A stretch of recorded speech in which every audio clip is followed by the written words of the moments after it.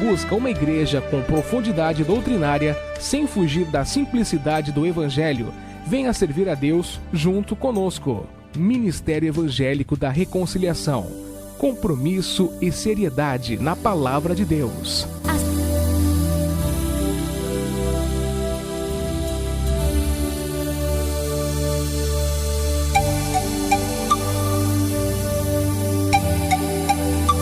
Compromisso com a verdade bíblica. A hora da reconciliação. Apresentação: Pastor Luiz Carlos Aparício.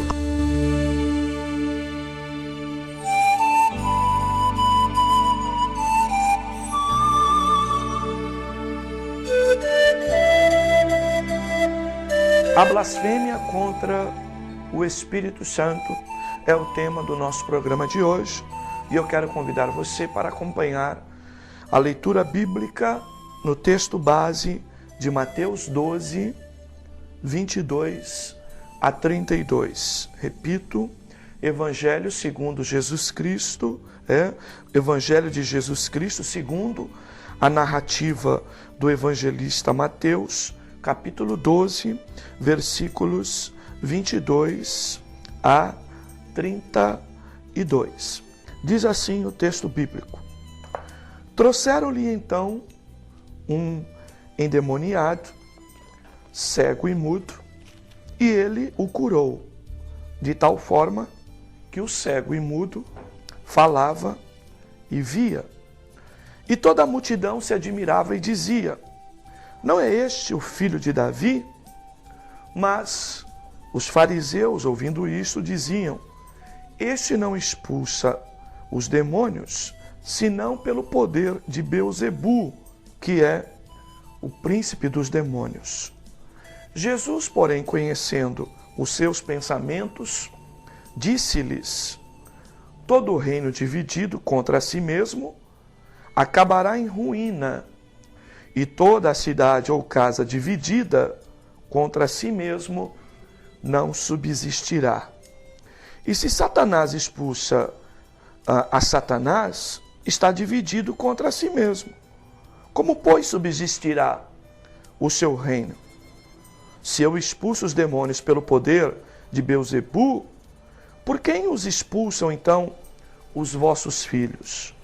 Portanto, eles mesmos serão os vossos juízes. Mas, se eu expulso os demônios pelo Espírito de Deus, certamente é chegado a vós o reino de Deus. Ou como pode alguém entrar na casa do valente e roubar os seus bens, se primeiro não amarrá-lo, saqueando então a sua casa? Quem não é por mim, é contra mim. E quem comigo não ajunta, espalha. Portanto, eu vos digo: todo pecado e blasfêmia se perdoará aos homens, mas a blasfêmia contra o Espírito Santo não será perdoada. Se alguém disser alguma palavra contra o Filho do Homem, isso lhe será perdoado. Mas, se alguém falar contra o Espírito Santo, isso não lhe será perdoado, nem neste mundo, nem no futuro. Então está aqui o texto bíblico, que é base para o estudo de hoje, para a ministração de hoje, a blasfêmia contra o Espírito Santo. Nós vamos já a um rápido intervalo de apoio cultural e nós voltamos na sequência para dar continuidade ao nosso programa. Quero pedir para você ficar atento, ligadinho em nosso programa, porque nós voltamos já já. A primeira coisa que eu aprendo nesse texto é como sempre a voz de pessoas que conseguem ser alcançadas por Deus e conseguem declarar, expressar a pessoa de Deus na vida de Jesus Cristo.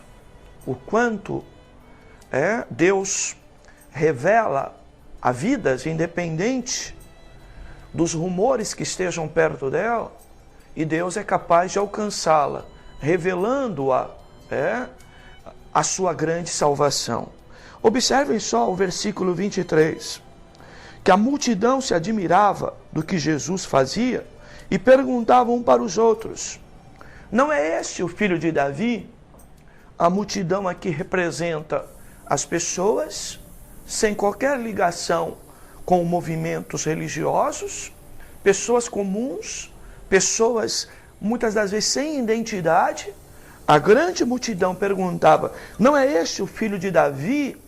E esta expressão, filho de Davi, que você vai acompanhar aí na Bíblia com letra maiúscula, é uma expressão profética messiânica, porque o povo de Israel esperava que o Messias, o Filho de Deus, o seu Salvador, viesse efetivamente da linhagem de Davi. E aqui então há expressões de ligação entre aquilo que se esperava, o Messias prometido por Deus, e a pessoa de Jesus Cristo, identificando de que esse Jesus então era de fato o Messias e era o Filho de Deus. Quem é Jesus para você? Há tantas classificações a respeito de Jesus. Alguém acha que ele foi um ser muito iluminado, alguém acha que ele foi um guru, talvez um dos maiores gurus que passou por este mundo. Alguém pode achar e dizer que Jesus Cristo foi um baita de um revolucionário, que Jesus Cristo várias classificações. Mas a Bíblia é categórica que o Jesus, filho de Davi, a qual ela se refere aqui, ele é o Messias. Ele é o Filho de Deus que veio para, através de sua vida, ser a razão para a nossa vida. Ok? Jesus, o Filho de Deus. Segundo lugar que nós podemos aprender nesse texto ou extrair desse texto, eu observo no versículo 24, uma agressão doutrinária. Observem só, os fariseus, que representavam o quê? Uma ala de religiosos, uma seita judaica. Os fariseus, ouvindo isto, ouvindo a voz do povo perguntando: não é este o filho de Davi? Os religiosos respondiam: que filho de Davi nada? Este não expulsa demônios, senão pelo poder de Beelzebu, príncipe dos demônios. Que agressão doutrinária é esta? De alguém olhar para Cristo e classificar Jesus Cristo como alguém que estava a serviço de Satanás, que estava a serviço do poderio demoníaco ou de Beelzebu, aqui na representação, um príncipe de demônios. Observem só como é difícil, amados, quando as pessoas demonizam, diabolizam e tiram a essência divina de Cristo e, muito pelo contrário, acabam blasfemando à medida em que classificam a Cristo, inclusive, como um agente demoníaco, como um agente de Satanás. Uma agressão doutrinária produzida por uma facção ou por uma seita ligada aos judeus da época. Então observem só, enquanto a multidão perguntava: não é o filho de Davi? Não é o Messias? Não, o Messias prometido? Não é o filho de Deus? Facções religiosas sustentavam a tese de que o que Jesus fazia era amando, que ele estava, na verdade, subordinado à ação demoníaca. Observem só o perigo das religiões, como elas muitas das vezes nos conduzem ao fracasso espiritual.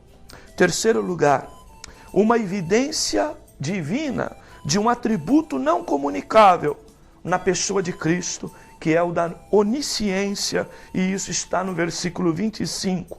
Jesus responde, não efetivamente dizendo que era Deus, mas mostrando pela sua análise, que só Deus poderia conhecer o pensamento daqueles homens. Que apesar de Jesus estar distante e não ouvir o que os fariseus estavam dizendo, não ouvir pelo ouvido natural, o Senhor Jesus conhecia o pensamento deles. E só Deus pode conhecer os nossos pensamentos, além de nós, é óbvio.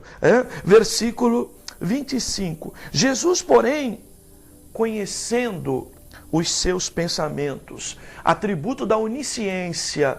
Na teologia, onisciência significa dizer atributo não comunicável. A onisciência é aquele que conhece todas as coisas, que sabe todas as coisas, e que esse atributo é um atributo não comunicável. Ou seja, o diabo não sabe de tudo, anjos não sabem de todas as coisas, homens não podem saber de todas as coisas, tá? Então, apesar dos homens hoje ter o sistema de satélite, ter informação, os homens não sabem todas as coisas. Apesar de o diabo, de Satanás, ter os seus agentes em todos os lugares, ele precisa que seus agentes levem informação para ele, porque ele não sabe de todas as coisas. Diferente do Deus soberano que a Bíblia apresenta, ele sabe de todas as coisas. E foi isso que Jesus mostrou nesse versículo, sabendo e conhecendo o pensamento de todos aqueles homens.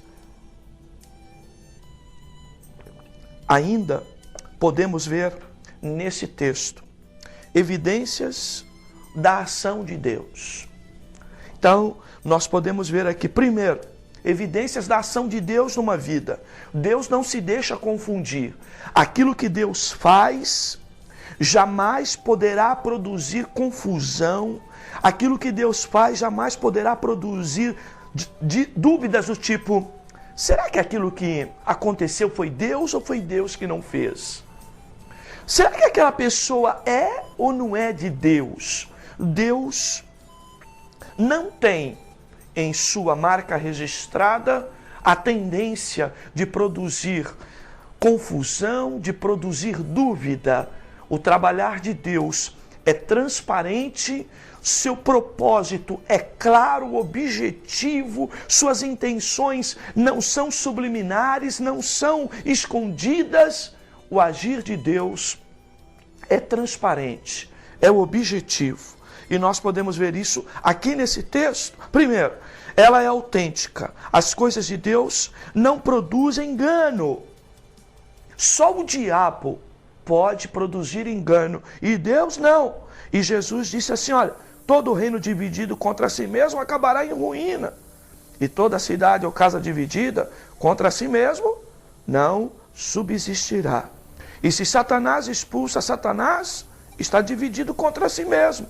Como, pois, subsistirá o seu reino? Então, o que Jesus está dizendo aqui? Jesus está dizendo que veio exatamente para isso. Sabe? Para desfazer as obras do diabo. Jesus veio realmente para destruir territórios humanos, eu digo humanos, que Satanás ocupa. Jesus veio exatamente para estabelecer uma guerra com o reino espiritual, mal, promovido por Satanás e seus demônios. Ou seja, Jesus em nenhum momento ele é amigo, ou em algum momento ele poderá fazer um jogo do bem e do mal, como nós vemos em muitas práticas religiosas, inclusive evangélicas. Alguém acreditando que o Deus que nós servimos pode matar alguém, pode destruir alguém, pode levar alguém à perda para o meu benefício. Não, o nosso Deus é santo. E o que o nosso Deus quer sempre é que todos sejam restaurados, que todos sejam erguidos, que todos sejam vivificados, que todos venham ao conhecimento, que todos venham à salvação, que todos sejam alcançados por sua graça e por sua misericórdia. Segundo lugar, há coisas que são espirituais. É o que Jesus está dizendo no texto. Há muitas pessoas que vivem a história do me engana que eu gosto. Mas não é assim o Jesus da Bíblia. Então, Satanás ele pode até agir assim. E diz assim, olha, se eu expulso os demônios pelo poder de Beelzebu, por quem expulso então os vossos filhos? Ele diz mais ainda, e se Satanás expulsa Satanás, está dividida contra si mesmo. Como, pois, subsistirá o seu reino? O que Jesus está dizendo? Que, na verdade, existem coisas produzidas para o diabo que não é libertação verdadeira. Sabe? O diabo ele pode dar uma aparência de libertação. O diabo pode dar alguma coisa aparente para alguém, mas na verdade ele só pode fazer aquilo que a Bíblia fala dele. Ele veio para roubar, matar e destruir. Mas o diabo ele tem a capacidade de enganar, e ele engana até dando uma palavra de conforto para você. Ele engana até te dando alguma coisa que você está buscando, mas na verdade ele está muito mais interessado na tua ruína, na tua destruição por completo. Não é assim Deus. Deus, quando veio e mandou Jesus, quando Deus enviou a si mesmo, através da pessoa de Jesus, veio para destruir o império demoníaco. Terceiro lugar, parece, mas não é. É fingimento. Muitas das vezes é assim que o diabo aparece. Nós temos vários textos em Atos dos Apóstolos, de pessoas até movidas por espírito de adivinhação, promovidas por diabo e pelos demônios, até dizer, olha, esses aí são filhos do Deus Altíssimo, para não serem denunciados. Sabe, é quando o mal, ele quer se travestir para dar uma boa palavra a respeito da luz, a respeito do bem, para ele, de alguma forma, não ser confrontado. Sabe, pessoas que às vezes podem se aproximar de nós com a intenção de nos destruir, mas num primeiro momento, ela se aproxima para ajudar. Ela se aproxima com a intenção de mostrar auxílio. Mas, na verdade, o seu intento é destruição. Não é assim o Deus da Bíblia. Não é assim o Evangelho puro. O Evangelho puro tem a intenção de nunca produzir fingimento. E nós temos que estar alerta com relação a isso. Quarto lugar, não é o caso de Cristo. Cristo, quando efetivamente age na vida de alguém que está sob o domínio do diabo, a sua ação é de saquear, de libertar, de aprisionar o mal, sabe, de transformar as pessoas, de mudar situações de verdade. Evangelho verdadeiro não pode tirar uma corrente daqui e colocar outra ali. Não pode. É o que Paulo fala aos Gálatas, inclusive. Paulo cita isso. Foi para a liberdade que Cristo vos chamou. Então, não volte a se colocar debaixo de jugo de servidão. E há muitas pessoas, às vezes, aprisionadas, mas mudaram apenas as prisões e as cadeias. Evangelho verdadeiro vem saquear, vem libertar, vem produzir transformação e libertação. Quinto lugar, não promove o engano. Não promove disfarce. Não promove máscaras. Evangelho verdadeiro não pode produzir máscaras.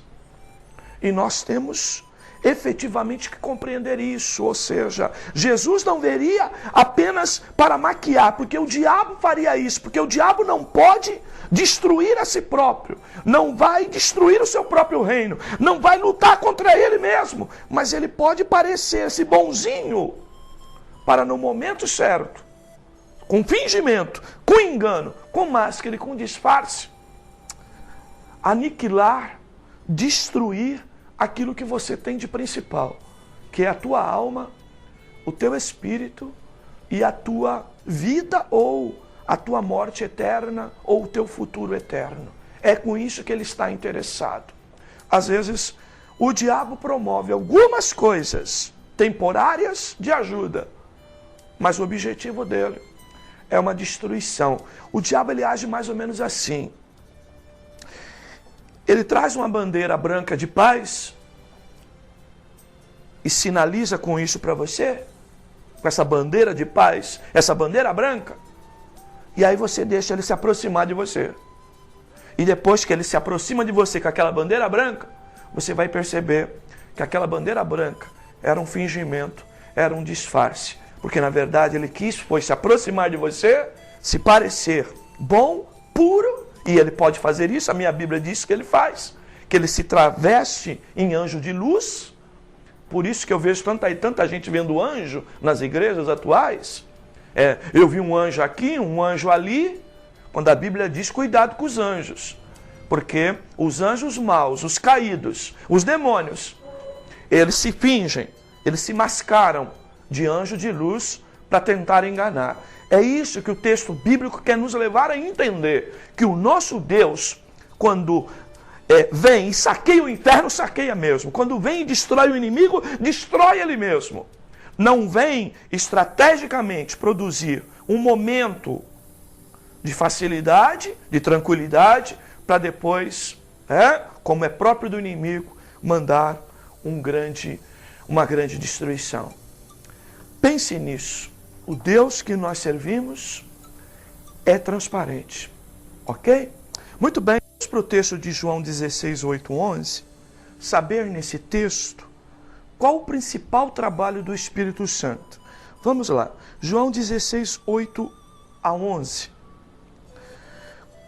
Diz assim o texto bíblico: quando ele vier, o Espírito Santo convencerá o mundo do pecado, da justiça e do juízo.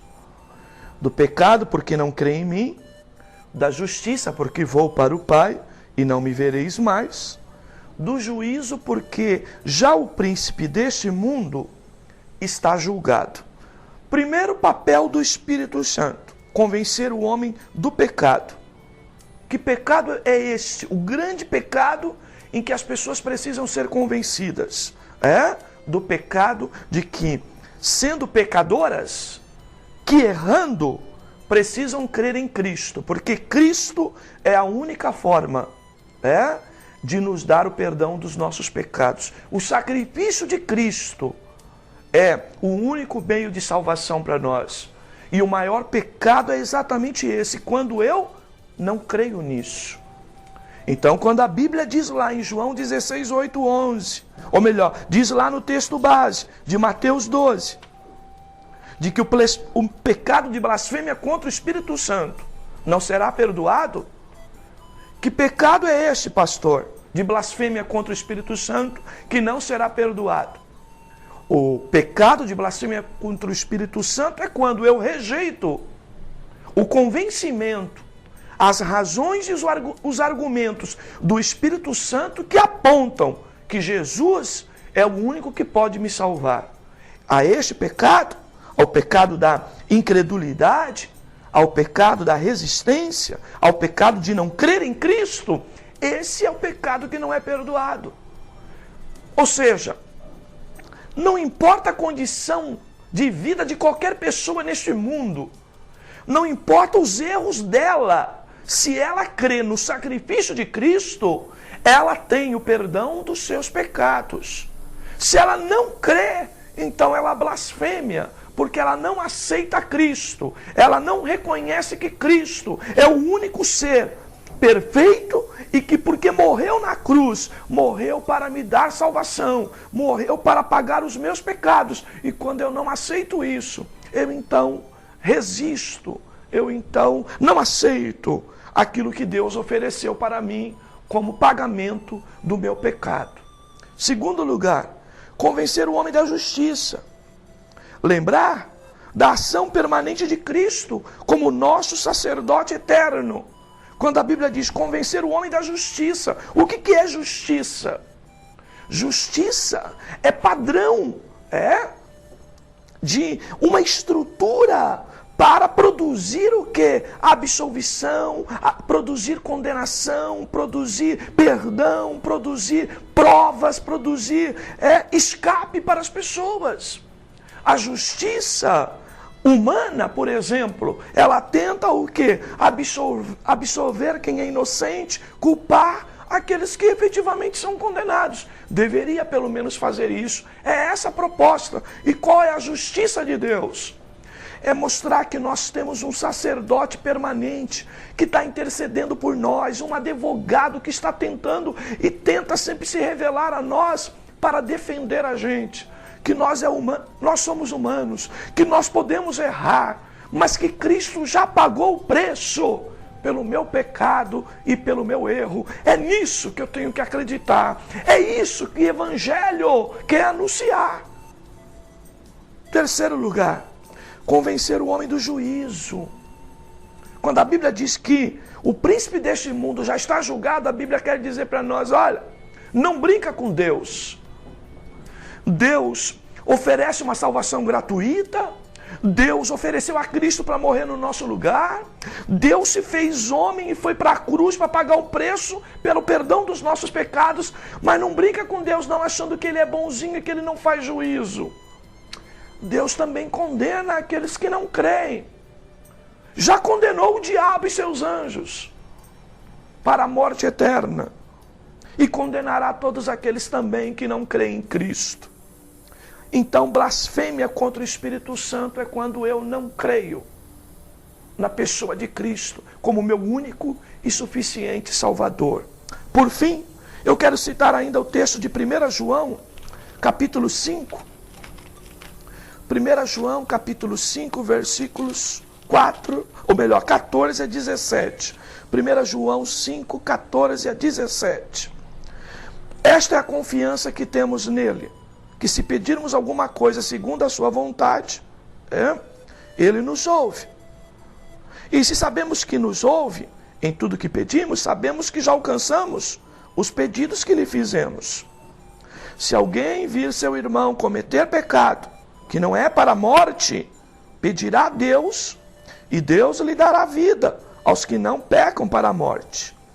Há pecado para a morte, e por esse não digo que ore.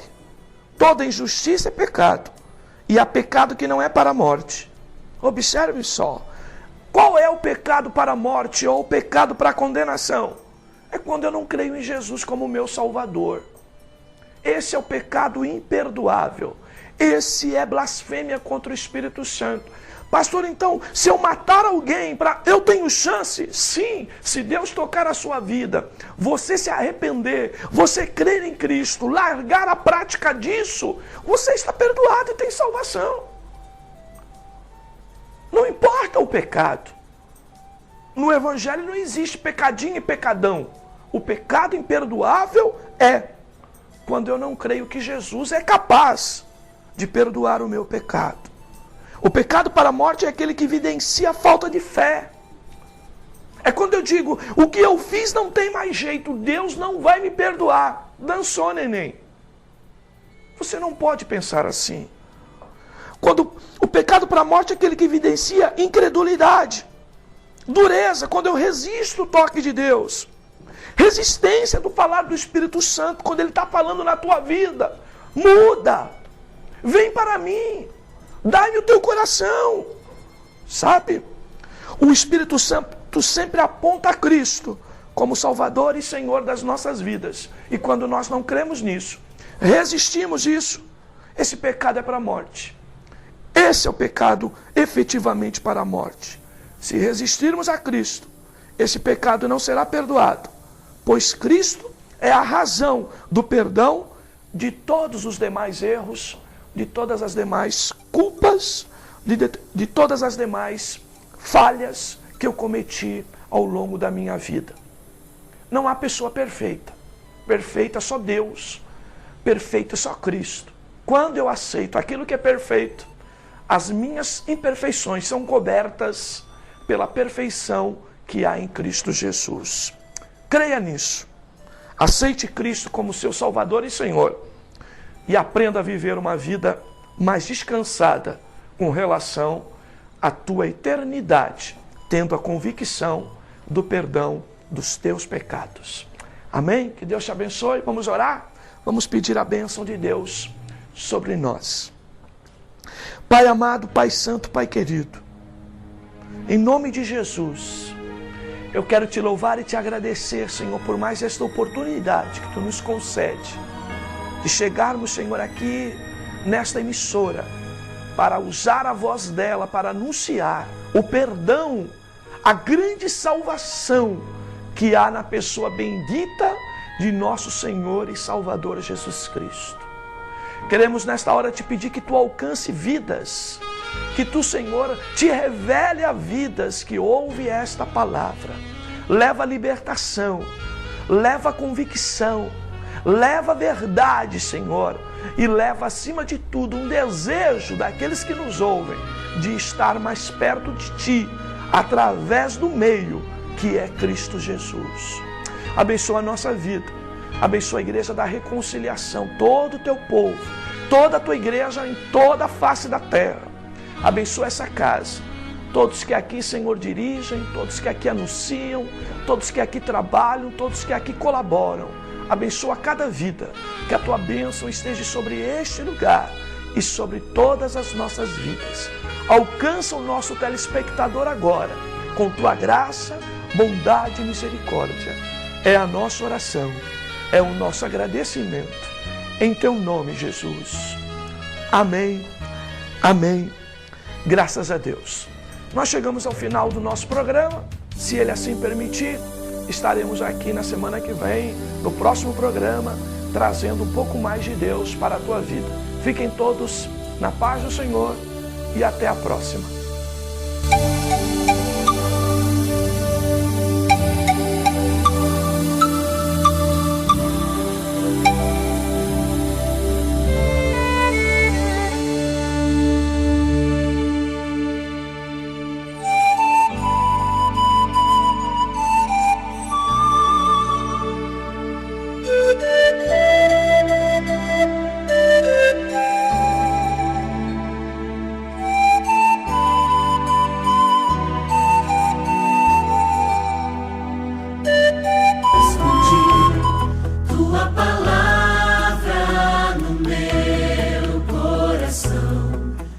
Acesse nosso portal na internet. Notícias, devocionais, estudos bíblicos, vídeos, ministério, declaração de fé, pedidos. Fale conosco. Acesse ministériodareconciliação.net.